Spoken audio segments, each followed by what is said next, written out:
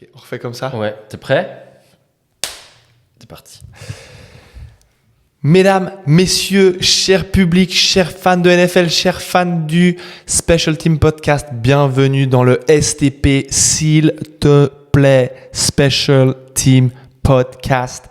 Un nouvel épisode, nous sommes refaits. Thibaut, moi surtout, je suis refait parce que la semaine passée, j'étais un peu seul, je me suis senti un peu seul, même si je me suis chauffé pour cet épisode en solo. Je suis trop content de te revoir et de pouvoir discuter avec toi, mon cher acolyte. Moi aussi, je suis très content de te revoir et surtout, je tiens à m'excuser pour l'ensemble de notre communauté. Ah non. Pour la semaine passée, j'ai eu ce qu'on appelle un traitement dentaire. J'étais chez l'hygiéniste à un moment relativement désagréable. J'aurais préféré le passer en ta compagnie, mais je trouve que tu t'en es très bien sorti et j'ai bien aimé la petite imitation que tu as fait de mon commentaire, de ma propre personne. J'ai trouvé ça relativement pertinent et accurate. Et hilarant, surtout.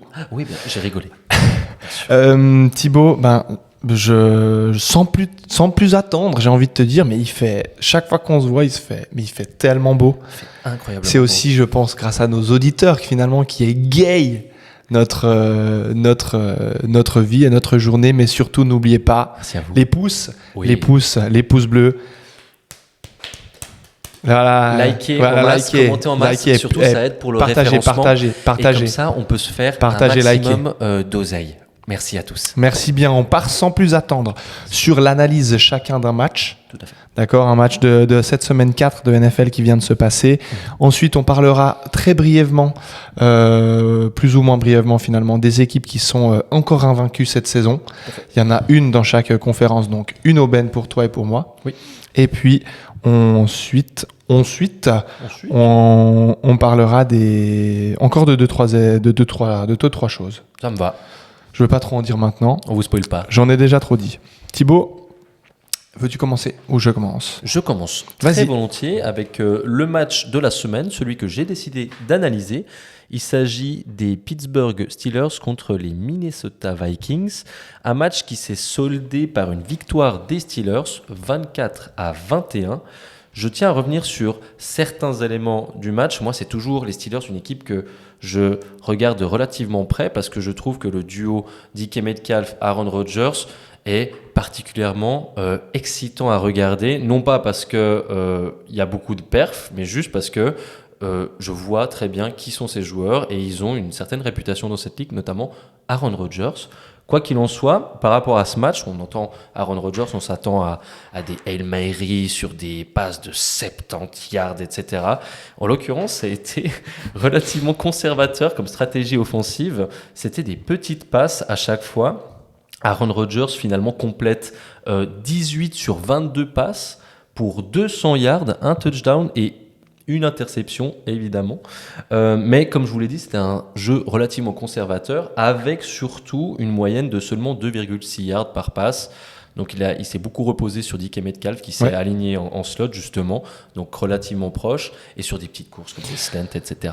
Ouais, tout à fait. Moi, on a eu la chance d'avoir ce match en Europe à Glasgow. Non, pas à Glasgow, à Dublin, pardon. Et du coup, on pouvait le regarder en live sans s'éclater notre sommeil. Oui.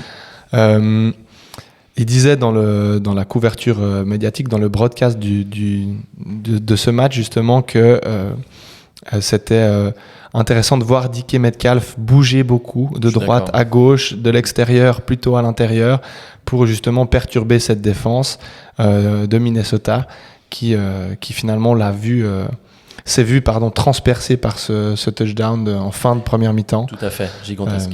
Absolument électrique. Tout à fait. Et surtout avec ce stade gagné par la ferveur des Steelers. Et surtout, c'est pas évident de jouer évidemment dans un environnement qui n'est pas le nôtre. Donc, comme c'était à Dublin, pour les deux équipes, c'était pas évident. Je tiens quand même à souligner que la défense des Steelers a été très impactante. Ils ont saqué 6 fois le quarterback remplaçant des Vikings, du coup Carson Wentz, qui est l'ancien quarterback des Eagles en 2017, qui avait fait une saison absolument exceptionnelle, probable MVP de cette saison s'il ne s'était pas blessé contre les Rams. Je l'ai encore dur quelques années plus tard, évidemment. Ouais. Mais ça me fait souligner quelque chose, c'est que Carson Wentz, il est très inconstant.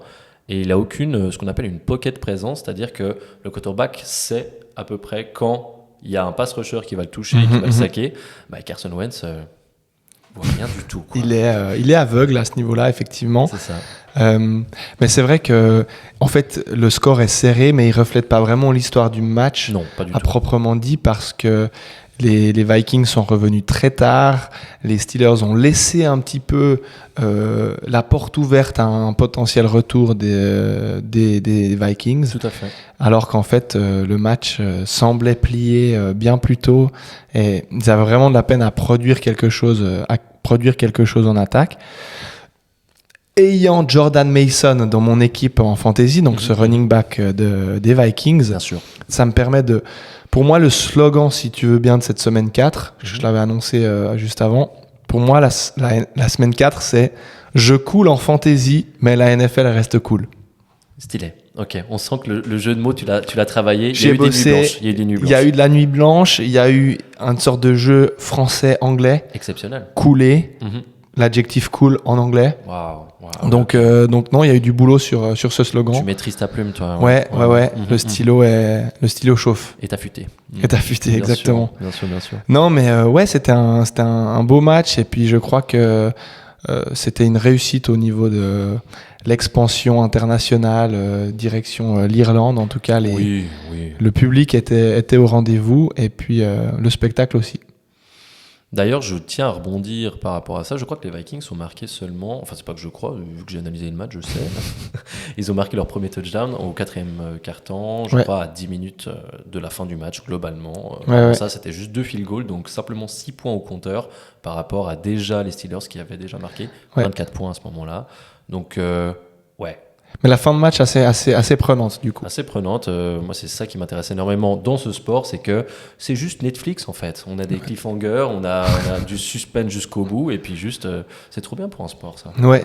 Mais en parlant de Netflix, la semaine passée, je me suis amusé, du coup, à rédiger un petit résumé, finalement, du match qui avait opposé Denver à qui Denver aux Chargers de Los Angeles. Tout à fait. Et puis j'avais romancé finalement ce résumé, et je ne pouvais pas continuer cette semaine sans revenir finalement sur Denver, cette équipe dont j'avais dit que ils ne faisaient pas assez. Pour moi, ils faisaient pas assez. Ils avaient vraiment le potentiel d'être une équipe contender pour les playoffs, d'aller loin cette saison, mais paraître ne suffisait pas.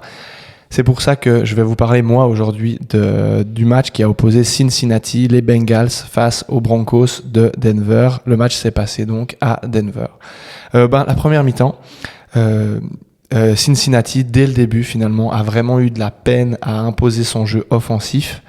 Et je me suis dit, à la fin du match, quand je l'ai regardé en replay, je me suis dit, mais pourquoi ne pas avoir essayé plus tôt de donner la balle au receveur star, finalement, Jamar Chase et T. Higgins, sur des tracés courts, sur des petites courses où Jake Browning, le quarterback remplaçant donc de Joe Burrow, n'aurait pas besoin de garder la balle pendant de nombreuses secondes pour faire quelque chose de miraculeux. Non, tu te dis, mais pourquoi pas impliquer plus, finalement? Surtout qu'il y a eu 2 gros contrats qui ont été signés par rapport à ça, et on a bridé la défense du coup à Cincinnati simplement pour que cette attaque puisse être resplendissante. Voilà, exactement, être resplendissante. Et je me posais vraiment la question, et puis trop tardivement dans le match, j'ai vu des targets ou des tentatives de passe sur Jamar Chase, sur une 10 out ou ce genre de choses, et je me suis dit, c'est dommage. Et en même temps, Jake Browning, du coup, faisait vraiment peine à voir derrière cette ligne offensive prise au dépourvu. Et en face, on a eu Denver qui a mis la machine en route petit à petit. Peut-être encore un petit peu sous le choc de la défaite de la semaine précédente. Mais au fur et à mesure du match, j'ai trouvé vraiment que Bo Nix était précis, était bien dans ses baskets, et qu'il a vraiment amené sa patte du quarterback, et il a porté son équipe à la victoire avec 2-3 passes assez éclatantes, notamment une en fin de mi-temps qui met Denver en field goal range. mais le drive finit quand même par un touchdown. 9 plays de 80 yards pour finir la mi-temps, pour enfoncer le clou juste avant le retour au vestiaire. C'était très très solide. Et puis en deuxième mi-temps, t'as vraiment l'impression que la défense de Denver, qui sur le papier est excellente, était vraiment monstrueuse face à cette attaque. Je pense que elle est monstrueuse, mais face à une équipe meilleure, elle serait pas autant mise en lumière, même si elle est très très forte. Moi, je pense qu'encore c'est que le début. Je mets beaucoup d'espoir dans cette défense-là, effectivement, et je pense que il faut trouver son identité. C'est toujours la même question chaque début de saison pour chaque équipe de la NFL. On recommence la saison, on appuie sur le bouton reset et on essaye de retrouver son identité. Je parlerai de mes aigles par la suite, mais je pense pas qu'ils aient trouvé leur identité. Par exemple, je parle de mes aigles, mais comme par hasard, oui. Et pour les Broncos, je pense que c'est exactement la même chose, parce que sur le papier, ils ont de quoi vraiment faire mal à toute la ligue. Ouais. Et du coup, pour clôturer ce chapitre, je pense que si on parle d'identité, à Cincinnati, chez les Bengals, l'identité, c'est Joe Burrow. Je l'avais dit lors du premier épisode, mais là, on ressent tellement violemment finalement le manque de ce joueur en fait. Il n'est pas là et l'équipe est à la dérive. À se dire que peut-être même que les Bengals devraient changer de nom et s'appeler les Cincinnati Burrow finalement, parce que oui, tout à fait. Tout tourne autour de lui, c'est finalement le soleil, j'ai l'impression. Oui, mais on lui souhaite de revenir parce que comme tu me disais en off, là sa blessure à un turf toe, c'est quelque chose de bien moche à avoir, à subir. Surmonter, et donc on lui souhaite de pouvoir revenir, car en tout cas je lui souhaite, car c'est un joueur que j'apprécie particulièrement. Moi aussi. Sans plus tarder, Thibaut, j'ai envie de te dire, est-ce qu'on parlerait pas un petit peu, est-ce que je te donnerais pas une énième fois la parole pour parler une énième fois de tes aigles? Si tu veux entamer ce moment de les équipes qui sont encore invaincues dans cette ligue, soit en NFC, les Aigles de Philadelphie, et les Bills de Buffalo. Absolument. Du coup, effectivement, les deux équipes invaincues en semaine 4, début de semaine 5, ce sont effectivement les Buffalo Bills et les Philadelphia Eagles. Alors oui, les Aigles sont à 4 victoires pour 0 défaite.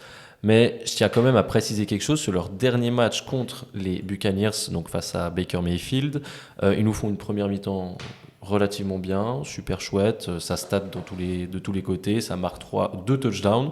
Ça se passe super bien. Les Buccaneers ne marquent rien du tout. Et la deuxième mi-temps, les Eagles font absolument 0 yard à la passe. 0 yard.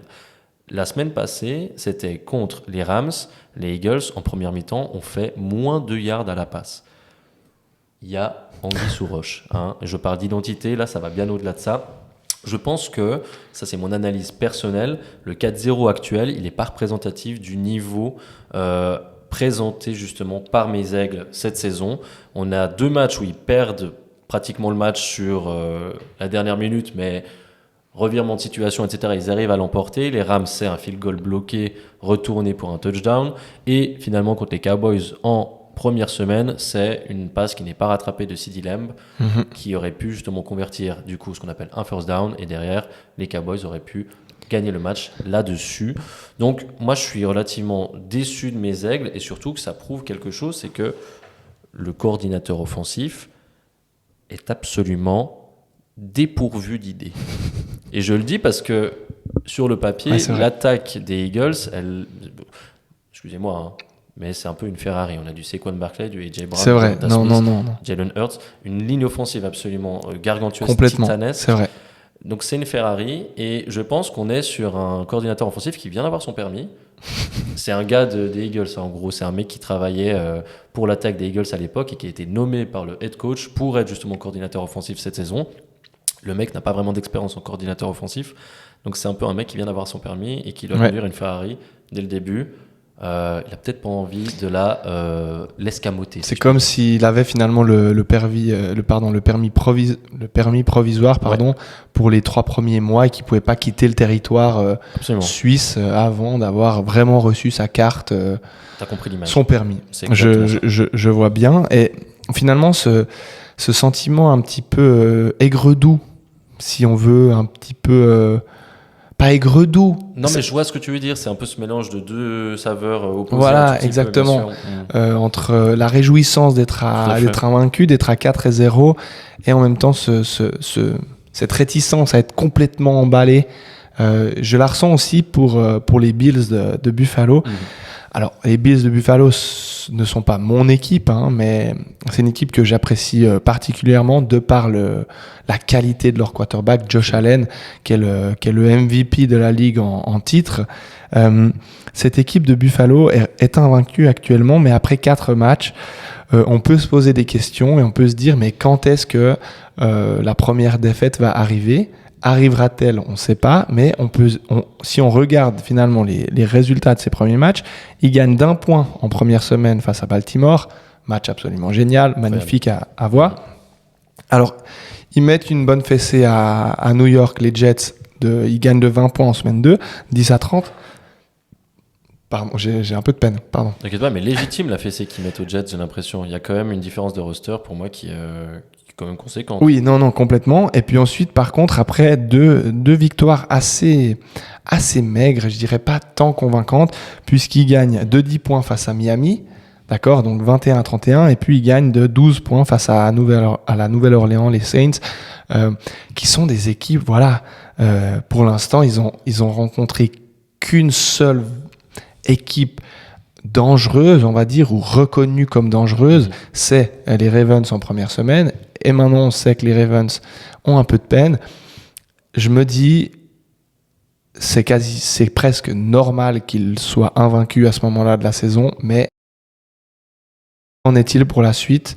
On peut se poser des questions au moment où ils vont rencontrer des adversaires un peu plus coriaces, comme par exemple les Patriots cette semaine, qui sont dans leur saison, qui sont dans leur course, qui ont 2 victoires, 2 défaites, mais qui vont probablement poser plus de problèmes aux Bills que les 3 premiers opposants, en tout cas les 3 plus récents opposants. Je suis assez d'accord avec toi, mais il y a aussi quelque chose à prendre en compte dans la NFL, c'est que même ces équipes du coup à 4-0 qui affrontent finalement d'autres équipes de milieu de classement, un petit peu milieu de tableau, faut aussi se dire que même si ces grosses équipes type les Bills qui sont à 4-0, même s'ils ne les écrasent pas, ces autres équipes, il y a ce côté très endurant de la ligue. Complètement.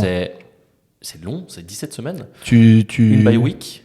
Tu es clairvoyant. Mais c'est justement ça. Je pense qu'il y a aussi une stratégie de la part de tout le staff de chaque équipe, c'est d'économiser les joueurs, éviter de les blesser. 10 points d'avance dans un match, c'est pas gargantuesque, mais c'est suffisant. Complètement. Même un field goal parfois, etc. Donc, je pourrais dire ça pour mes Eagles, mais je n'approuve pas. C'est pas ça du tout. Les Eagles jouent relativement mal. Ils gagnent, mais ils jouent mal. Mais voilà. Mais c'est vrai que tu as raison de me rappeler ça parce que je me suis peut-être un peu emballé, mais finalement, la NFL, une victoire est une victoire et on sait que tu peux t'encoubler, tu peux trébucher face à n'importe quelle équipe, qu'elle soit sans victoire au moment où tu la joues ou très bonne. Tu peux vraiment te faire avoir à tous les tournants, à tous les virages.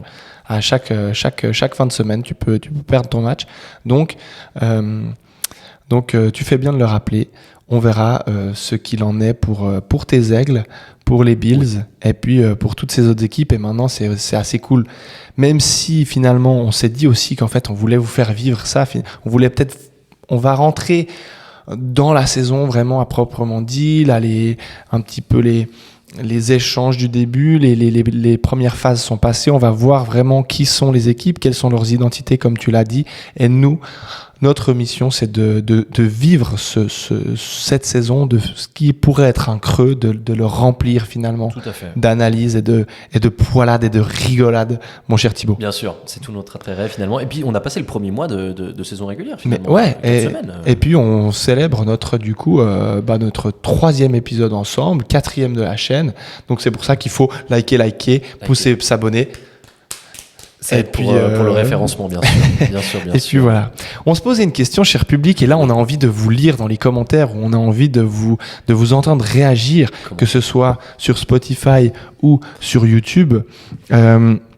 on se posait cette question, on se disait, mais qu'en est-il des égalités en NFL? Vous savez, si vous suivez un minimum, que cette semaine, il y a eu un match absolument phénoménal qui s'est déroulé entre Dallas et Green Bay, qui s'est fini à 40-40 après l'overtime, après les prolongations. Et en fait, il est possible d'avoir une égalité en NFL, chose qui ne l'est pas dans d'autres grands championnats, dans d'autres types, dans d'autres formats d'événements sportifs. Personnellement, je suis pas fan de ces égalités parce que je trouve que pourquoi pas aller au bout de la nuit pour départager des équipes. Qu'en penses-tu ? Je suis absolument d'accord, surtout pour ceux qui ont pu suivre ce match. C'est très frustrant déjà de jouer, je trouve, l'overtime. J'aurais voulu que les Cowboys perdent, assurément, d'accord. Ce sont les rivaux de la division de mes aigles. Donc moi aussi. Il y a un biais particulier. Je veux les voir brûler. Ah, tu les aimes pas non plus. Bien sûr, tous les fans des Cowboys qui nous écoutent, qui sont là semaine après semaine, likez quand même, on n'oublie pas. Bien sûr. On vous accueille avec grand plaisir. Bien sûr. Mais en tant que podcasteurs, on veut les voir brûler. Mais en tant que podcasteurs, on les traite comme une autre équipe. Tout à fait. Et n'oublions pas qu'on est juste derrière nos écrans et que ce sont tous des athlètes qui valent à peu près 70 000 fois notre niveau. Donc, je tiens juste à relativiser un peu par rapport à ça. Bien sûr. Moi, ça me frustre énormément les égalités, les ties, comme on dit dans le milieu. Par contre, je trouve qu'il y a une très belle action en fin de match, justement en overtime, où Dak Prescott peut se permettre de marquer. Il est peut-être à 5 yards, voire 7 yards de justement la end zone. Et nous avons Micah Parsons qui finit et prend son sac comme il faut avant que justement Prescott puisse marquer. Je trouvais ça assez représentatif et finalement une sorte de boucle bouclée un tout petit peu de ce trade avec du drama autour de ça, Jerry Jones, etc. On en parlera peut-être dans une autre fois, un autre podcast. Quoi qu'il en soit, j'ai trouvé que c'était assez symbolique ce sac, mais oui, l'égalité est frustrante. Ouais, parce que en tant que fan, mais je pense que les joueurs aussi. Tu sais, c'est pas franc, tu restes un peu sur ta faim, je trouve, tu vois. T'es là, tu transpires pendant que tu sois sur ton canapé ou sur le terrain, finalement. Tu transpires pendant de nombreuses minutes, plusieurs heures. Et puis, en fait, à la fin, on te dit, bon, bah voilà, reprenez l'avion, rentrez chez vous. Et en fait, il n'y a pas de gagnant. Alors que ces gars, tu sais qu'ils jouent pour gagner, tu vois. Imagine 2 secondes. À l'époque où on faisait le foot, ou du CAF, on met 40 points un match. Ouais, c'est ça. On met 40 points un match et au final, on ne gagne même pas. Et ouais, tu te dis, mais les gars, on se départage. Ouais, c'est ça. Et puis, bon, alors, il n'y a pas ce système de classement comme par exemple au hockey où un match gagné en prolongation te rapporte moins de points qu'un match gagné lors du temps réglementaire. Oui. Mais quand même, je pense que on est à un tel niveau en NFL qu'on pourrait envisager de départager les équipes. Je suis assez d'accord. Et un autre point auquel je pense maintenant, j'ai bien envie d'avoir ton avis après ces 4 premières semaines. Donc la NFL a changé son système de kick-off, de coup de pied d'engagement. Que penses-tu de ce nouveau format qui maintenant est en vigueur c'est la 2e saison. Mais cette saison, qu'en penses-tu ? Penses-tu que c'est une bonne chose ou pas ? On rappelle que ce play, cette action finalement de dégagement était un peu en train de mourir car les kickers étaient juste trop forts et kickaient la balle à chaque fois en dehors du terrain. Donc il n'y avait plus vraiment de return, donc de retour d'engagement. Qu'en penses-tu ? Moi, alors j'ai pas franchement un avis parce que en soi il faudrait que j'analyse peut-être les returns qui ont été marqués ou bien juste le yard par return. J'ai pas encore analysé ça. Je suis pas du genre à me dire ok il me faut du spectacle, etc. Ok. Je trouve ça moins spectaculaire, mais je te cache pas que je m'en fiche un peu. Ok, non, pas de souci. C'est quelque chose qui me touche particulièrement. Est-ce que toi tu as un avis posé sur le sujet ? Moi j'ai un avis plutôt positif sur la question justement, parce que je trouve que avec cette nouvelle règle, on voit plus de return et t'en as un ou deux qui sont assez spectaculaires. Je sais pas s'il y a eu un touchdown cette saison, j'ai un doute. Je sais qu'il y a eu des touchdowns sur punt return, mais je suis pas sûr que sur kick-off return qu'il y ait eu des touchdowns. Mais comme je te dis, je te pose cette question comme ça à la volée. Mais moi je trouve que c'est cool parce que tu vois quand même des gars remonter la balle jusqu'aux 30, 35, 40 yards des fois et ça redonne un certain dynamisme à cette action qui peut parfois vraiment montrer tout l'éclat de notre sport, quoi. Absolument. Et puis d'ailleurs, commentez directement sous la vidéo ou bien sur Spotify si vous appréciez ce exactement. nouveau système des On veut vous kick-off, entendre quoi. par rapport à l'overtime et par rapport au kick-off. Qu'en pensez-vous? Ça vous prend quoi? 10 secondes de lâcher un petit coms. N'oubliez pas, évidemment, liker. Donc voilà. Et puis, je crois qu'on arrive au dernier point de notre ordre du jour, cher acolyte. Quelles sont tes recommandations de match pour la semaine 5, la semaine à venir? Alors, recommandations au singulier. On est un peu dans le dur de la saison là. Enfin, la partie est un peu moins explosive. Oui. Mais j'ai parlé du coup de l'identité des Broncos et du fait de la non-légitimité aussi des Eagles à leur 4-0. Ouais. Nous avons un match dimanche 19h qui est Eagles-Broncos. J'ai bien envie que les masques tombent. Ouais. J'ai pas envie que mes aigles perdent, mais j'ai envie d'un retour à la réalité qui leur ferait peut-être comprendre quelque chose.